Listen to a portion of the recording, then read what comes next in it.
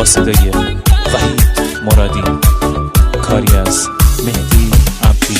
پلنگ وحشی بی ممر دستیا کردی، یار جنگی من، شلوار پلنگی من، خلش و روزارم بر مسیا کردی، یار جنگی من، شلوار پلنگی من، حسی که به تدایمتی برگی برندوه، یار جنگی من، شلوار پلنگی من، این جنگی کاتی عاشقه تا که زندوه، یار جنگی من، شلوار پلنگی من. همه منطقه جنگ، همه تیر و تفنگه، رگبار فشنگه، هر خانه تاریکا داره مثل پلنگه، آماده جنگه، آماده جنگه.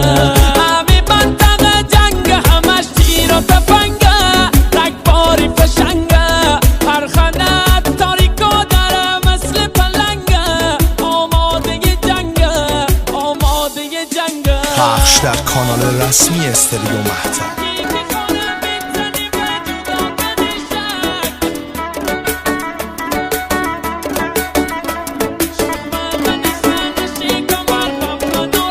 جان دلبر پلنگ وحشی بی ممر دستیا کردی، خلش و روزارم ببر مسیا کردی، یادش بخیر.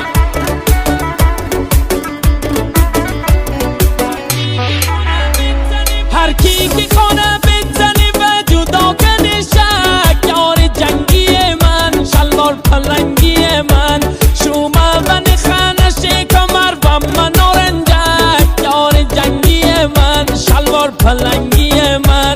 همه دوننه که هستیم اول و آخر، یار جنگی من، شلوار پلنگی من، تستش دست رکزم من نکندی باور، یار جنگی من، شلوار پلنگی من.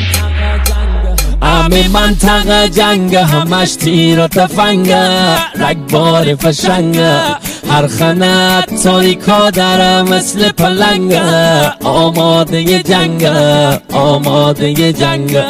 همه منطقه جنگ، همش تیر و تفنگه، رگبار فشنگه، هر خانه تاریکا داره مثل پلنگه، آماده جنگه، آماده جنگه.